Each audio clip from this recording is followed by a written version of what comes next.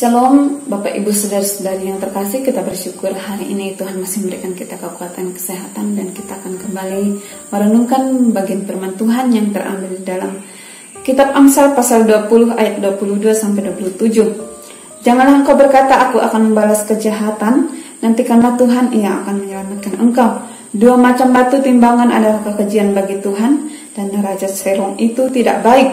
Langkah orang ditentukan oleh Tuhan, tetapi bagaimanakah manusia dapat mengerti jalan hidupnya? Suatu jerat bagi manusia ialah kalau ia tanpa berpikir mengatakan kudus, dan baru menimbang-nimbang sesudah bernasar. Raja yang bijak dapat mengenal orang-orang fasik dan menggilas mereka berulang-ulang.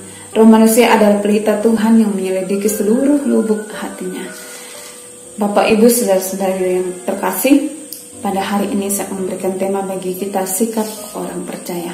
Tentunya sebagai orang percaya atau sebagai orang Kristen, kita ingin sekali menjadi berkat bagi orang lain. Dan bagaimana supaya hidup kita menjadi berkat bagi orang lain?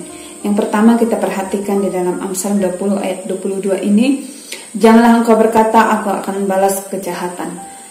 Seringkali kita juga mendengar firman Tuhan berkata, janganlah membalas kejahatan dengan kejahatan, tetapi balaslah kejahatan dengan kebaikan. Mungkin kita juga pernah mengalami tindakan kejahatan dari orang lain dan berpikir untuk membalas kejahatan itu dengan kejahatan. Hal ini tidak dapat dipungkiri dalam hidup kita secara pribadi sebagai manusia. Tetapi ingat bahwa firman Tuhan kembali mengingatkan kita pada hari ini bahwa janganlah engkau berkata, aku akan membalas kejahatan. Tuhan melarang kita untuk membalas kejahatan dengan kejahatan. Dan lantas apa yang harus kita lakukan ketika kita hidup sebagai orang Kristen dan orang lain bertindak jahat terhadap kita? Yang harus kita lakukan adalah nantikanlah Tuhan, ia akan menyelamatkan engkau. Kita perhatikan di sini luar biasa bahwa Tuhan menekankan dalam firman Tuhan ini, nantikanlah Tuhan, ia akan menyelamatkan engkau. Ketika kita menantikan Tuhan, berarti kita meyakini bahwa Tuhan akan menolong kita. Ketika kita menantikan Tuhan, bahwa kita percaya dan mengandalkan Dia sepenuhnya dalam kehidupan setiap masalah kita, bahkan dalam tindakan-tindakan yang tidak baik dalam kehidupan kita. Itulah yang harus kita lakukan sebagai orang Kristen, menantikan Tuhan sepanjang masa, sampai kapanpun itu. Apapun yang orang lain lakukan dalam kehidupan kita, apapun yang akan kita hadapi ke depannya dalam kehidupan kita, tetap hidup menantikan Tuhan dalam segala hal. Jangan ketika kita hidup bermasalah dengan orang lain, maka kita semakin jauh di hadapan Tuhan. Yang harus kita lakukan adalah tetap menantikan Tuhan, tetap bersandar sepenuhnya kepada Tuhan, karena Tuhan kekuatan kita. Karena ketika kita di pihak Allah, tidak ada yang dapat melawan kita. Yang berikutnya kita perhatikan di ayat 23, dua macam batu timbangan adalah kekejian bagi Tuhan, dan neraca serong itu tidak baik. Ini menunjukkan suatu sikap hidup harus jujur di hadapan Tuhan. Tuhan tidak senang dengan orang yang tidak jujur. Kalau kita perhatikan di dalam Amsal pasal 15 ayat yang ke-8, korban orang fasik adalah kekejian bagi Tuhan, tetapi orang jujur dikenannya. Luar biasa, Tuhan Yesus memberkati orang yang jujur.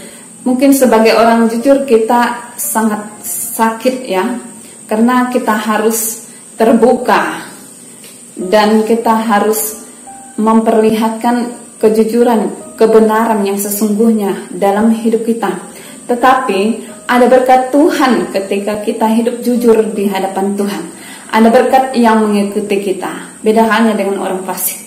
Karena penuh kecongkakan, penuh dengan kebohongan, maka apa yang diberikan oleh Tuhan adalah suatu kutuk yang diberikan oleh Tuhan. Tetapi orang yang jujur hidup dalam berkat Tuhan. Kemudian yang terakhir kita perhatikan di sini supaya menjadi berkat bagi orang lain, menjaga perkataan kita. Dalam berbicara berhati-hatilah. Di situ dikatakan di dalam ayat 25, suatu jerat bagi manusia ialah kalau ia tanpa berpikir mengatakan kudus, dan baru menimbang-nimbang sesudah bernasara. Seorang ketika berbicara belum dipikirkan sesuatu akan membuat dia menjadi bermasalah dalam hidupnya, menjadi jerat bagi hidupnya sendiri. Karena di dalam Yakobus mengatakan, hati-hatilah dengan lidah. Lidah kita ini adalah organ tubuh yang kecil dan paling di dalam juga, tetapi kita perhatikan lidah sangat berbahaya dan penuh racun tanpa dikuasai oleh orang lain, tak terkuasai oleh orang lain atau orang manusia.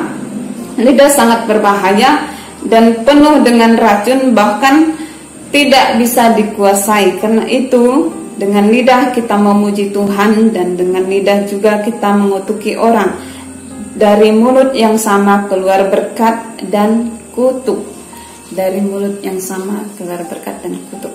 Jadi hati-hatilah kalau berbicara, karena kita sebagai manusia tidak luput dari yang namanya marah. Kalau kita sudah marah, kadang perkataan kita asal keluar jadi tidak menjadi berkat. Nah, sebagai orang percaya, ingat bahwa dalam Amsal ini mengingatkan kita untuk tetap hidup kudus di hadapan Tuhan, tetap menantikan Tuhan dalam segala hal, supaya menjadi berkat. Kita menjauhi yang namanya membalas kejahatan dengan kejahatan, tetapi nantikanlah Tuhan. Kemudian kita tetap hidup jujur di hadapan Tuhan. Dan berikutnya, kita harus menjaga mulut kita dan berbicara harus berhati-hati, supaya tidak menjadi batu sandungan bagi orang lain, melainkan menjadi berkat bagi sesama kita manusia. Amin. Bagian firman Tuhan, Tuhan Yesus memberkati.